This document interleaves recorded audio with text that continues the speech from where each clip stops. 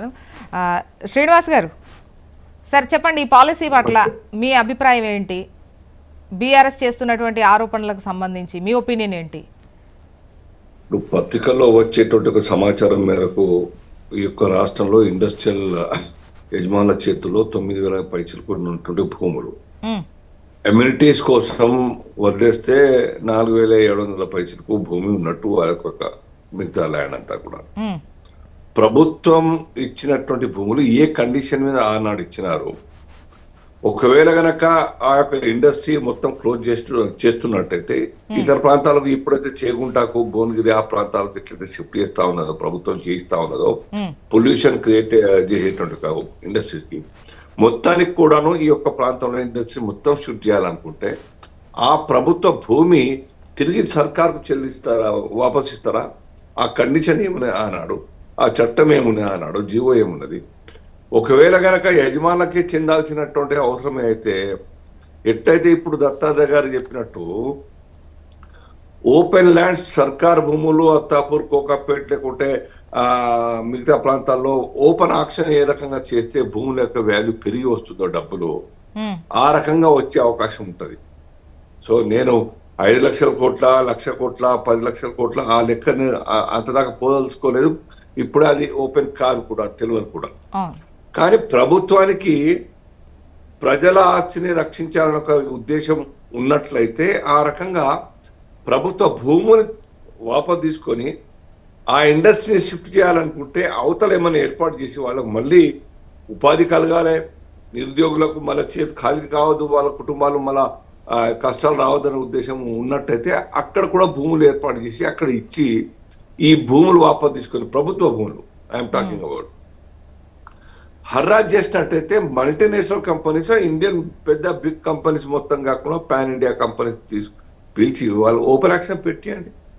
మీ plan ఎట్లయితే 4th city నిర్మాణం చేయాలనుకునే ఒక విజన్ ముందర పెట్టినారో అట్లా ఇక్కడ పెద్ద బిట్స్ ఉన్నట్టయితే, ఒకే దగ్గర పెద్ద బిట్స్ ఉన్నట్టయితే అటువంటి కంపెనీస్కి ఇచ్చినట్టయితే మన ఆలోచన అక్కడ విజన్ ముందర పెట్టినట్టయితే ఆ కంపెనీస్ ముందుకు రావచ్చు షేరింగ్ పద్ధతిలో. సో ఆ రకంగా ఆ యొక్క న్యూ సిటీ నిర్మాణం అయ్యే అవకాశం ఉంటుంది.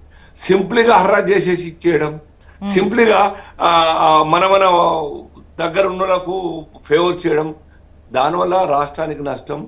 హైదరాబాద్ అనేది ఒక రాష్ట్రం, దేశం మొత్తంలో 6వ పెద్ద మహానగరం. అంటే పెద్ద మొత్తంలో ఉంటుంది కాబట్టి భూమి ప్రైవేట్ వ్యక్తులకు కట్టబెట్టేటువంటి అవకాశం ఉంటుంది. 30% అదే 30% చేస్తే అదే ఓపెన్ ఆక్షన్ అయితే అట్లాంటి సిచ్యువేషన్ ఉండదు, అందరి పార్టిసిపేషన్ ఉంటుంది. కార్డ్ వాల్యూ ఉంటుంది. ఎంత ఉంటుంది జ్యోష్ణ గారు? కార్డ్ వాల్యూ హార్డ్లీ కొన్ని ప్రాంతాల్లో 3-4 కోట్ల రూపాయల ఒక ఎకరం ఉన్న చోట నాకు తెలిసినటువంటి ఏరియాలో కొన్ని మండలాల్లో, సరౌండింగ్ మండలాల్లో 10 లక్షలు ఉన్నది.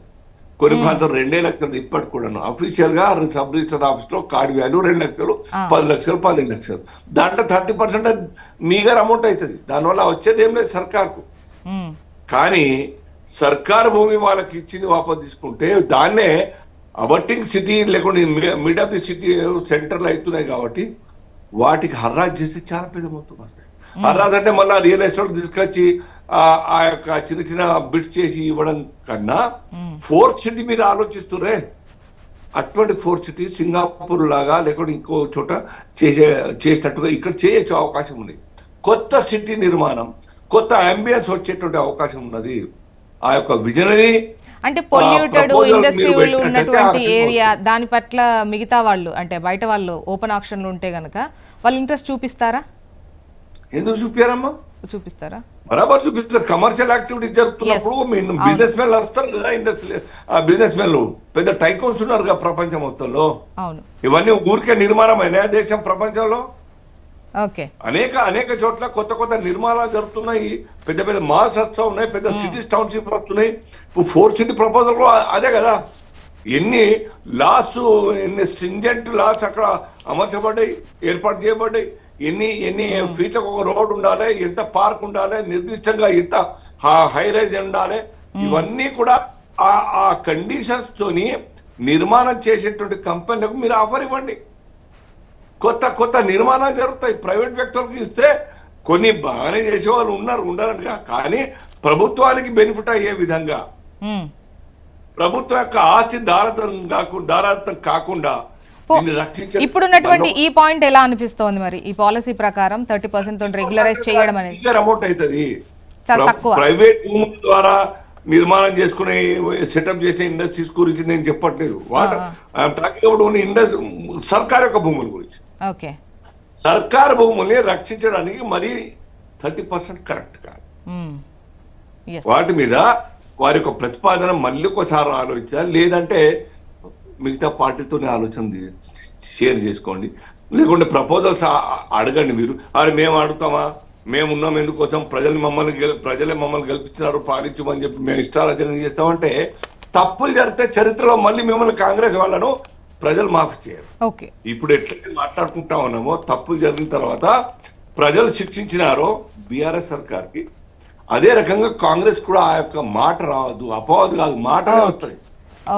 సో ఆ రకంగా బిఫోర్ కమిటింగ్ మిస్టేక్ ఒక్కసారి జాగ్రత్త పడి అభిప్రాయం తీసుకోండి. లేదంటే రీథింక్ చేయండి. 30% నాట్ సింపుల్ విషయం, చాలా మామూలు విషయం. అది కాడివేలు తక్కువ ఉంటుంది. ఇంతకుముందు చెప్పినట్టుగా 1,50,000 మామూలు ప్రాంతాల్లో కుక్కట్పల్లి కానీ లేకుండా ఈ కొంపల్ ప్రాంతంలో 1,50,000 గజం ఉన్నది. అంటే రెగ్యులరైజ్ అమౌంట్ ఏదో టోకెన్ అమౌంట్ లాగా అనిపిస్తుంది. అంతే కదా, టోకెన్ అమౌంట్ 30% ఇంపాక్ట్ ఒక ఫీజు. ప్రైవేట్ భూములు కాదు నేను చెప్పి, మళ్ళీ ప్రైవేట్ భూములకు ఇంకా కూడా పెంచాల్సిన అవసరం ఉన్నది. సర్కార్ యొక్క విలువ పెంచేసి ఆ యొక్క ఛార్జెస్ తీసుకోవాల్సిన అవసరం ఉన్నది. సర్కారీ భూముల మీద చాలా చాలా కఠినంగా ఉండాల్సిన అవసరం ఉన్నది. లేకుంటే బాగా నష్టం. మీరు ఎన్ని సంపాదిస్తారు, మా బ్యాక్ ఎండ్ లో ఏం తీసుకుంటారు అన్నది తెలుసు. క్షమించారు ప్రజలు.